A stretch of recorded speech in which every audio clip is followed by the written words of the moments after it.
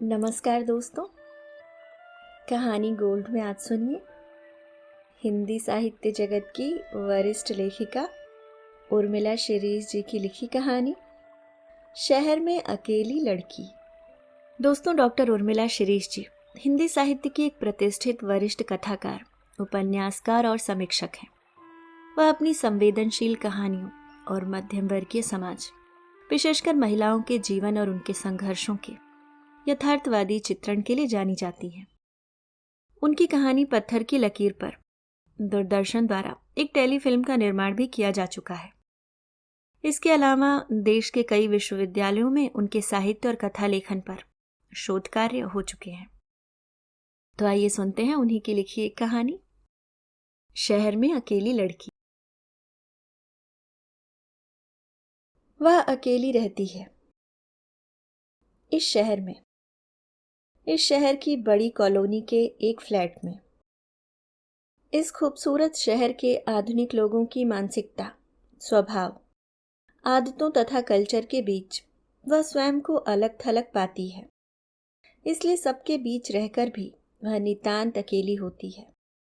न कोई दोस्त, न कोई रिश्तेदार, अजनबी। कौतूहल का विषय बनी। उसके लिए कौतूहल तथा आकर्षण दोनों ही है। पेड़ के नीचे बैठी, धूप सेकती, तथा कथित बुद्धिजीवी एक दूसरे के घर परिवारों, संबंधों तथा चरित्र की चीराफाड़ी करती, साधिकार सुझाव देती महिलाओं में, जो स्वेटर बुनते हुए निगाहें स्वेटर की बुनाई पर कम, दूसरों के रहन सहन, चाल ढाल, लिपस्टिक के रंग तथा साड़ी की वैरायटी और मूल्य पर अधिक रखती हैं। गोया कि हर कोई उत्सुक बैठा रहता है कि लड़की कब उससे बात करे, उसके बारे में जाने, अपने बारे में बताए। एक अकेली लड़की, वो भी अविवाहित, किसके साथ रहती है? कौन इसका गॉडफादर है? क्या मदद मांगने के लिए इसके पास कोई कारण नहीं है? इसके माथे पर सिलवटें क्यों नहीं है? इसको जाने की हड़बड़ाहट क्यों नहीं होती? इसको आने में देर क्यों नहीं होती? अपने दायरे में बंधी इस खामोश सी लड़की को एकांत में बैठे देखा है। क्या किसी मंत्री की लड़की या बहू है? क्या पता। बात तो करनी चाहिए, घमंडी लगती है, रिजर्व रहती है, शायद नई आई है इसलिए। कुछ लोग अपने को विशेष दिखाने के चक्कर में ऐसा ही करते हैं, पर बात करो तो बड़े कायदे से बोलती है। खोजबीन करने वाले तमाम प्रश्न उसके जीवन चरित्र को उधेड़ने के लिए आकुल व्याकुल थे। वह कॉलोनी के आस पड़ोस में भी कभी नहीं जाती। यद्यपि किटी पार्टी करने वाली महिलाओं ने उसे कई बार बुलाया था, लेकिन उसने साफ इनकार कर दिया था। बहुत ज्यादा घमंडी है, उसके लिए कहा गया था। कोई दिखाई नहीं देता क्या एकदम अकेली है? यहां भी वही अधीरता, जिज्ञासा और कुछ विशेष जानने का भाव कुलबुला रहा था। सचमुच ही पड़ोसियों को आश्चर्य होता कि क्या इसके साथ कोई ऐसी समस्या नहीं है जो ये बताए। क्या इसकी कोई जरूरत नहीं है? सामने वाले जैन साहब कितनी बार कह चुके हैं कि रात बेरात उनकी मदद चाहिए हो तो बेहिचक कह दे। आजकल जमाना खराब है, चोरियां हो रही हैं।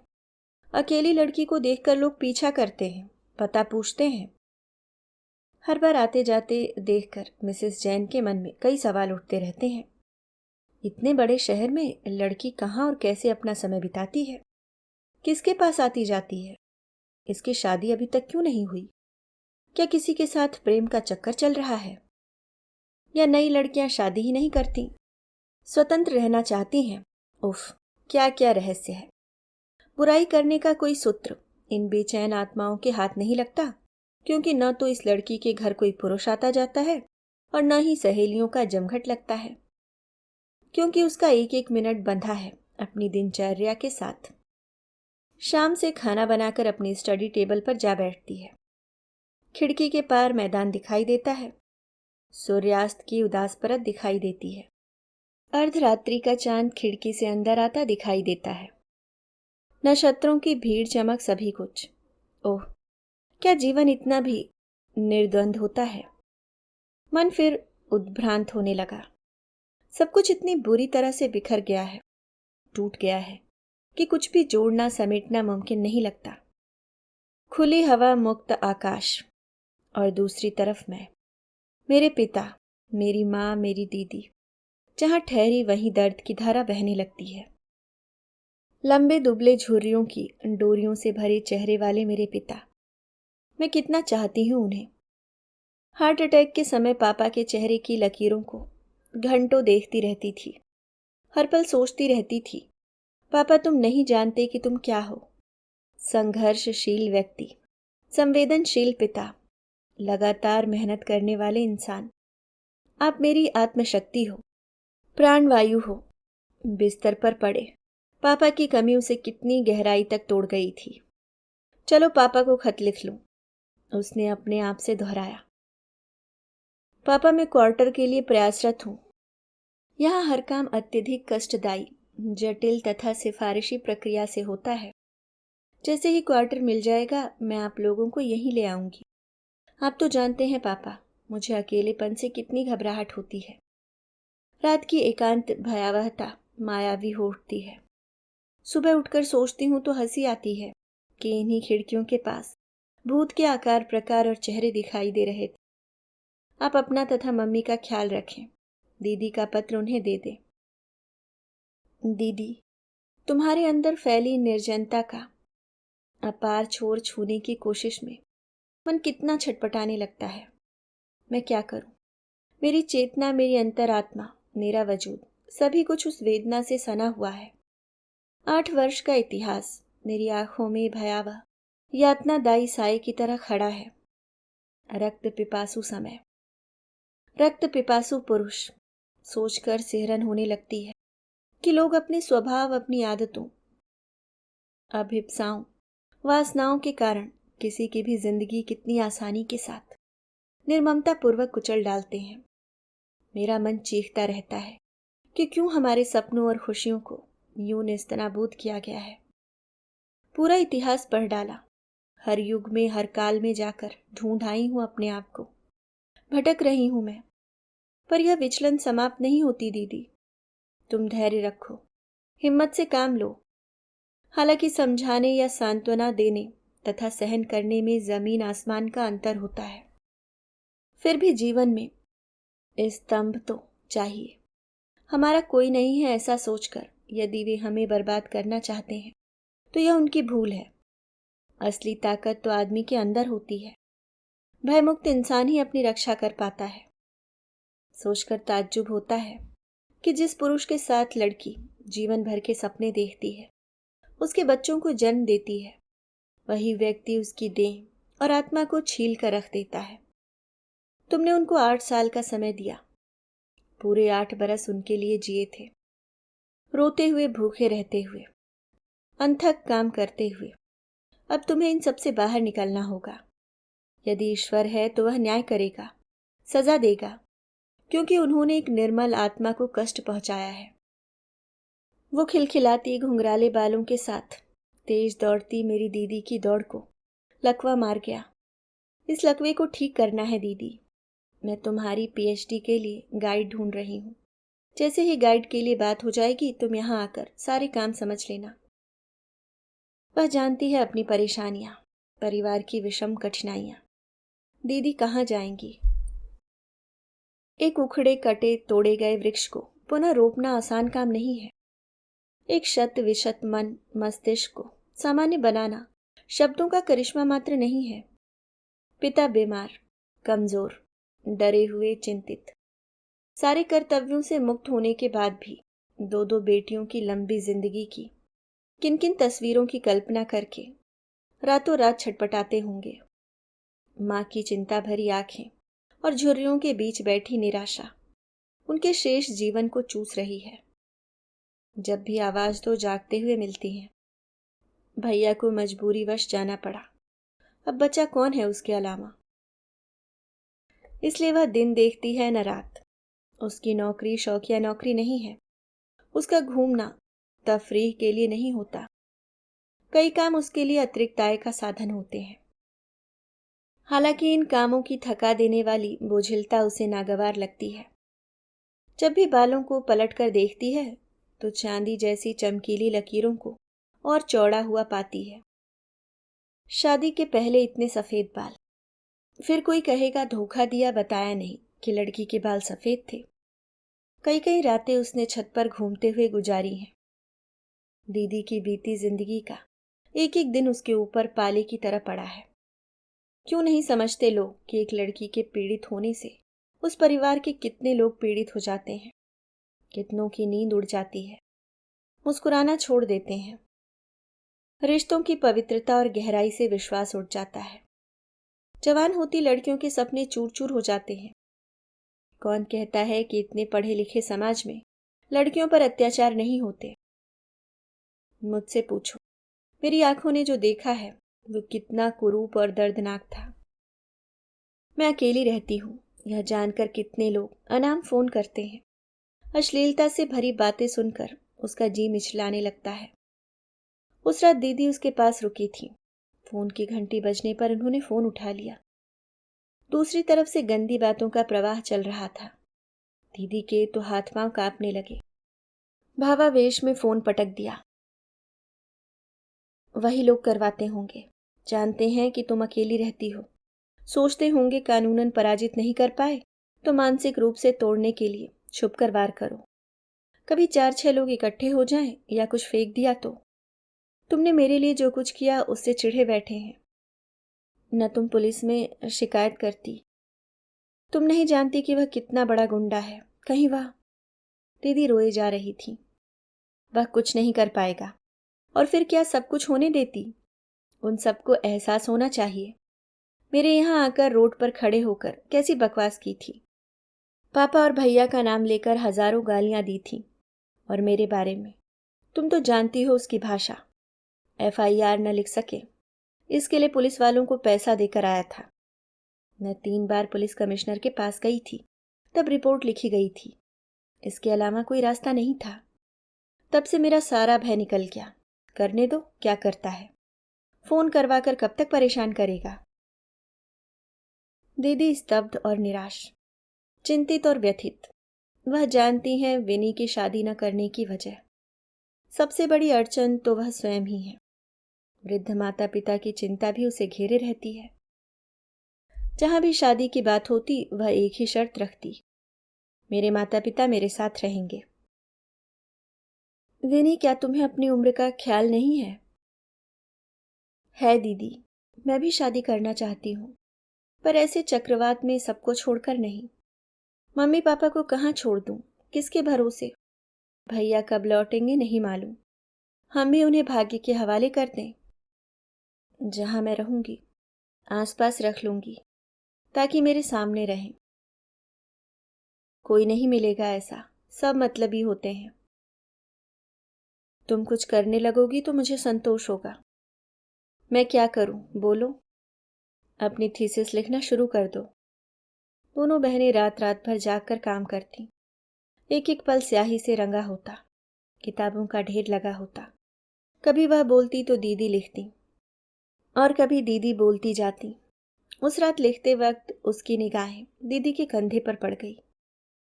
यह क्या हो गया दीदी? कुछ नहीं। तो ये निशान काहे का है? उसने गुस्से में चाकू फेर दिया था। मैंने बचाव के लिए चक्का मार दिया था। उसने भी मुझे चक्का मारा तो मेरा सिर दीवार से जा टकराया। 5 टाके आए। पता नहीं कितना खून बह गया था।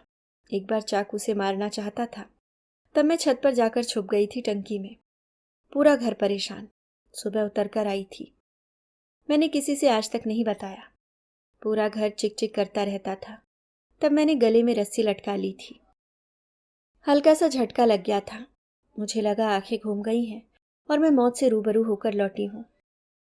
पूरा घर सतर्क कि मर गई तो सबको जेल हो जाएगी। सब एक दूसरे को दोष देने लगे। हर रोज तमाशे होते थे। उसने डिलीवरी के दिन जरा सी बात पर चाटा मार दिया था, डॉक्टर की लड़की के सामने। नहीं नहीं, यह सब तुमने क्यों छुपाया था? क्यों नहीं बताया था उस दिन पुलिस को? और कितनी बातें छुपा कर रखी हैं, और कितने अत्याचार। बिलख बिलख कर रोने लगी वह। किस लिए सहन किया? क्यों नहीं छोड़कर आ गई थी? वह आतंक फैलाता था और तुम मान लेती थी। देख लिया ना कि कितना दम है। पिता रोने की आवाज़ सुनकर दौड़े दौड़े आए। मम्मी वहीं से चिल्लाई, क्या बात है? पिता सामने खड़े थे और थर थर काँप रहे थे। कहीं लड़की ने आत्महत्या का प्रयास तो नहीं किया? मैं तो नहीं रोती विनी, अब तो सब कुछ गुजर गया है, इसलिए तो नहीं बताती थी कि तुम सहन न कर पाओगी। तुम्हें अभी शादी करनी है, कहीं तुम्हारा विश्वास इस रिश्ते से न उठ जाए। सोचती थी सब कुछ ठीक हो जाएगा, सुधर जाएगा, मगर देखो पापा, विनी कितना टेंशन पाल रही है। आप भी सो जाओ पापा। पापा थके कदमों से लौट गए, मगर रात के 2 बजे तक जागने वाली लड़कियों की चिंता उन्हें खाने लगी। उसे याद है एक एक घटना। हफ्ते या 10-15 दिन बाद दीदी रोते हुए घर आया करती थी। उसे लगता था यह दिन दीदी का आखिरी दिन या सप्ताह होगा, वह वापस नहीं जाएंगी। घर में हर समय उनके ससुराल वालों तथा पति की चर्चा चलती रहती। उधर समाज के जाने माने लोग घंटों चर्चा करके ससुराल वालों को समझाने जाते थे। वहां के लोग शिकायतें लेकर आते थे। पापा इन सब के बीच भागे भागे फिरते थे। दीदी का पति शराब पीकर बर्बर हो जाता था। उनको इतना डरा धमका दिया था कि अगर कुछ बताया या विरोध किया तो जिंदा न बचेगी। वह दीदी को बेहिसाब गालियां देता था, माँ बहनों तथा रिश्तेदारों के सामने जलील करता था, रात में दरवाजे के बाहर धकेल देता था। वह दीदी को न तो पेपर पढ़ने देता था, न दीदी टीवी देख सकती थी, न अकेली मार्केट जा सकती थी। यहाँ तक कि लिपस्टिक लगाना या एक गहरे पल्लू की साड़ी पहनना तक दीदी के लिए वर्जित था। किसी आने वाले से मिलना, बात करना या घर वालों से बात करना बंद हो गया था। तीज त्योहार, शादी ब्याह तक में दीदी नहीं आ पाती थी। मानसिक रूप से विकलांग, ईर्ष्या से भरा और सिर्फ अपना आधिपत्य जमाने में विफल, वह इंसान सबको अपने इशारे पर चलाने की नाकाम कोशिश कर चुका था। हंसती खेलती, बेइंतहा मजाक करने वाली सुंदर दीदी का व्यक्तित्व बीमार देह, मरणासन और इच्छाएं समाप्त प्राय हो चुकी थी। हद तो तब हो गई थी जब वह आधी रात को पापा तथा पूरे परिवार को गालियां देता था, कांच गमले दरवाजे तोड़ देता था। कितनी बार ये घटनाएं घटित हुई थीं। हर बार दीदी का मुंह देखकर सब लोग खून का घूंट पीकर रह जाते। पापा रात रात भर जागते रहते, लेकिन उसके हमले बढ़ते ही गए थे। रात रात भर फोन पर धमकियां देता था, तब कहीं जाकर पुलिस में रिपोर्ट लिखवाई थी पूरे परिवार के खिलाफ। उसको पुलिस पकड़कर ले गई थी और परिवार वालों ने राजीनामा कर लिया था। दीदी को नहीं जाने दिया गया था। वे आतंक से भरी रातें, वे गालियां, अनर्गल प्रलाप, उफ, सोचकर रोंगटे खड़े हो जाते। अब इस निर्जन, नीरस मगर मुक्त रातों के अलावा दीदी के पास कुछ न रह गया था। न पति, न बच्चे, न पैसा और न ही भविष्य का कोई आधार। शेष था तो बस घायल, अपमानित और तड़पता हुआ मन। रात रात भर छत पर बैठकर गुजारती थी वह। मन में अनगिनत चीखें उठती थी, एकांत में रोती थी। सोई हुई दीदी का दुबला, हड्डियों का आकार बना चेहरा देखकर सहम जाती थी। हे भगवान, तुम कहीं हो तो न्याय करो। मेरी दीदी का क्या कसूर था? एक आदमी अपनी बदनीयती, बदतमीजी के कारण सब कुछ तहस नहस कर देता है। क्यों? क्यों? क्या इतना कमजोर और सस्ता होता है यह रिश्ता? क्या दूसरों के घर जाने वाली लड़कियां सिर्फ इस्तेमाल के लिए होती हैं? काम के लिए होती हैं? परिवार चलाने के लिए होती हैं? उसका अपना जीना, खाना पीना, शौक पूरे करना सब खत्म कर दिए जाते हैं। ओह, हर पल सुलगती रहती थी वह। दीदी के माथे पर हाथ रखे वह स्वयं की असहनीय वेदना को बहने देती थी। क्या हक था उसको यूं बर्बाद करने का? 3-4 बरस की सतत मेहनत और लगन के बाद दीदी की थीसिस जमा हो सकी थी। उसे लगता था दीदी अपने आप में बहुत अकेली है। मन में अनेक विषैली स्मृतियां हैं। देह को एक दुष्ट आदमी ने नोच खाया है। मां होकर भी वह अपनी बेटी से नहीं मिल सकती थी। बच्ची को पाने के लिए जो लड़ाई लड़नी होगी, उसके लिए भी तो पैसा चाहिए। वह देखती, दीदी करवटें बदल रही हैं। दीदी किसी का इंतजार कर रही हैं। दीदी हर बात में बच्ची का जिक्र कर रही हैं। विनी, अब तुम शादी कर लो, भैया अगले साल तक लौट आएंगे, तब तक मैं संभाल लूंगी मम्मी पापा को। जब तक तुम सेटल नहीं हो जाती तब तक मैं शादी नहीं कर सकती दीदी। दीदी उसको समझाती और वह अपने ही दर्द में तड़पती होती। प्रेम, बिछोह, संदेह और इंतजार की आकुलता में डूबी वह जैसे स्वयं से ही संघर्ष कर रही थी। क्या बात है विनी? दीदी, क्या तुम अपने पति से प्यार करती थी? क्यों? ऐसा क्यों पूछ रही हो? इन बातों को जानने से फायदा? बताओ ना दीदी। प्यार तो नहीं, पर जीवन भर का साथ निभाने, बच्चों का भविष्य अच्छा हो, यह सब सोचकर पति के साथ निर्वाह करना जरूरी हो जाता है। उसके साथ रहने की आदत हो जाती है, और शायद थोड़ा सा प्यार भी। तभी इतने वर्ष इतनी पीड़ा झेली थी, इस आशा के साथ कि वह सुधर जाएगा, कभी तो ठीक रास्ते पर चलेगा। फिल्मों में दिखाए गए चरित्र गलत थोड़ी ना होते हैं, यह तो उनसे भी बदतर है। फिर भी संकल्प लिया था कि उसे ठीक कर लूंगी, लेकिन उसको सुधारने के चक्कर में इतनी यातना सहनी पड़ी कि सच दीदी, एक बार किसी से प्रेम हो जाए तो शादी कर लेनी चाहिए। लेकिन वह तो मुझे अटकाकर चला गया है। 2 साल के लिए ऑस्ट्रेलिया गया है MBA करने। क्या वह लौट कर आएगा? क्या पता उसके लिए इस बात की अहमियत है भी या नहीं। फिर 2 साल का अंतराल। तुम्हें विश्वास है कि वह लौट कर आएगा? यही तो विश्वास वाली बात है।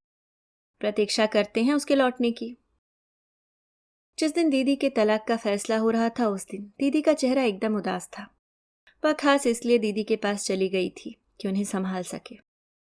अब उसे समझ में आया कि किसी भी रिश्ते के टूटने की पीड़ा या उस पुरुष से अलग होने का अनुभव कितना कड़वा, यातनादायी और हताशा देने वाला होता है। एक खालीपन का दौर चल रहा था। सब कुछ अपनी गति से चल रहा था, लेकिन दीदी का जीवन तिराहे पर खड़ा था। उन्हें अकेलेपन से डर लगता है। वैसे दूसरा विवाह करना जरूरी नहीं है, लेकिन पुराने जीवन की कटुताओं से पार पाने के लिए दूसरा जीवन साथी होना चाहिए। उसे हर वक्त यही बात झकझोरती रहती थी। उसने कई लोगों से बोल दिया था, पेपरों में विज्ञापन दे दिया था। बड़े दिनों बाद एक आदमी का पता चला था। पूरी रिसर्च कर डाली थी उसने उस आदमी की। तब कहीं जाकर दीदी से बात की थी। मम्मी पापा को समझाया था। तुम्हारी पहचान है, जानती हो, लेकिन वह भी मेरे पति जैसा निकला तो हम किस किस से लड़ेंगे? लोग कहेंगे हम ही में कमी है। ऐसा क्यों सोचती हो? चलकर मिल लेते हैं। तुम्हारी स्वीकृति के बाद मम्मी पापा को दिखा देंगे। लड़के को देखकर दीदी का चेहरा उतर गया। गंजा काला रंग, चश्मे में धसी आंखें। नहीं विनी, बिल्कुल नहीं, ये तुम्हारे लायक नहीं है। तुम तो उसी के साथ शादी करना। कैसे लगे? नहीं नहीं। क्या बुराई है दीदी? मेरे विचार उससे मिलते हैं। मेरी समस्याओं और उलझनों को समझता है। सवाल आकर्षण अनाकर्षण का नहीं है, सवाल उसके पुरुष होने का है, उसके विचारों और सोच का है। क्या इतना ही काफी नहीं है कि वह सज्जन, संवेदनशील और भावुक इंसान है? लेकिन क्या दीदी? तुम इनकार मत करना। मैंने उसको सब कुछ बता दिया है तुम्हारे बारे में। पागल हो क्या? दीदी जोर से चिल्ला पड़ी। उनकी आवाज दीवारों से जा टकराई, बाहर आम के वृक्षों से टकराई। सीताफल खाती गिलहरी के कानों में पड़ी तो गिलहरी भी फुदक कर दूसरी डाल पर जा बैठी। क्या समझ लिया है तुमने? इतनी बड़ी बात कर ली और मुझे बताया तक नहीं। एक शादी से कम दुख मिले जो दूसरी कर लूं? जिन चक्करों को छोड़कर मुक्त हुई, फिर उन्हीं चक्करों में फंस जाऊं? उस मासूम लड़की के दिल पर क्या गुजरेगी? क्या सोचेगी वह कि माँ ने दूसरी शादी कर ली है? उसको पाने की रही सही उम्मीद भी जाती रहेगी। मैं तुम्हें बताती नहीं हूं कि मुझे उसकी कितनी याद आती है। वे फूट फूट कर रोने लगी। इसलिए तो दीदी जरूरी है कि तुम अकेली न रहो। पुरानी जिंदगी के जख्म तुम्हें पागल कर देंगे। तुम जी न सकोगी। हर वक्त वही बातें सोचती रहोगी। तुम्हारी लड़की तुम्हें मिल जाएगी। तुम शादी के बाद कुछ कर लेना। पैसे से मजबूत हो जाओगी तो यह काम आसान भी हो जाएगा। फिर राकेश भी बहुत समझदार आदमी है। उसके घर में पहली पत्नी भी नौकरी करती थी, बहुत अच्छे से रहती थी। उसकी मृत्यु के बाद राकेश जी एकदम अकेले हो गए। घर वाले भी किसी अच्छी लड़की से शादी करने के पक्ष में हैं। आप विश्वास रखो दीदी, मैं भी शादी कर लूंगी। सोचकर देखो, मेरे सामने पूरा भविष्य पड़ा है। भविष्य को लेकर सपने हैं, लक्ष्य हैं, पर तुम क्या करोगी? चलो मान लिया कि तुम्हें नौकरी भी मिल जाएगी, तब भी अकेले रह सकोगी? हाँ, अपनी लड़की के साथ। मम्मी पापा को रखूंगी। कब तक? मम्मी पापा कब तक रहेंगे तुम्हारे साथ? जीवन के सत्य को पहचानो दीदी, भ्रम में मत पड़ो। लोग क्या कहेंगे? आवेग में उनके होठ कांप रहे थे। कौन से लोग? लोगों को पता है ना कि तुमने कैसा नाटकीय जीवन जिया है। कुछ दिन सहानुभूति दिखाने के बाद आए पूछने। उस दिन कोर्ट में वकील कैसे कैसे सवाल पूछ रहा था मुझसे। कह रहा था मैं उसे जानबूझकर फंसा रही हूं। वो वकील उसकी चमचागिरी कर रहा था, जबकि अपनी भी पहचान का है। क्या किया उसने? मैं क्या क्या नहीं झेल रही हूं दीदी, क्या क्या स्थितियां। लोग नहीं आते हैं हमारे पास वह सब बांटने के लिए। दीदी निरुत्तर, दीदी चुप, दीदी खोई खोई सी कुछ तलाशती सी। ये तो सच है कि उसने कहीं का नहीं छोड़ा है उन्हें। पुलिस स्टेशन पर कैसे कैसे लांछन लगाए थे, कितनी धमकियां दी थी केस वापस लेने के लिए। ऐसे आदमी को सजा न मिले तो किसको मिले सजा। कई दिनों तक चुपचाप गहरे तनाव में सोच विचार चलता रहा था। वह भी लगातार दीदी को समझाती रही, भैया को पत्र लिखकर सब कुछ बताया। भैया ने भी दीदी को बहुत अच्छे से समझाकर पत्र लिखा, फोन पर बात की। इसके बावजूद भी कितने तर्क वितर्क, कितने गिले शिकवे, कितनी शंकाएं, कितने तरह के रंग, और अंततः शायद उसी का मन रखने के लिए दीदी ने सहमति दे दी थी। इतनी लंबी लड़ाई और मानसिक तनाव झेलने के बाद कुछ तो सकारात्मक उपलब्धि प्राप्त होनी चाहिए ना। शादी की तारीख तय करके जब वह लौट कर आ रही थी तो लगा आसमान के सैकड़ों सैकड़ों पक्षियों के साथ वह भी उड़ी जा रही है, मुक्त, निर्द्वंद, निर्भय।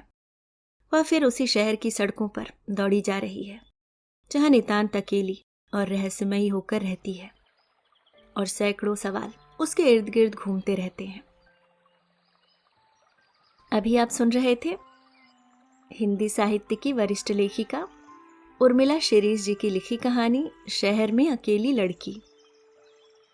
अगर आपको कहानी पसंद आई तो वीडियो को लाइक ज़रूर करें, और अगर आप चैनल पे नए हैं तो सब्सक्राइब करना ना भूलें।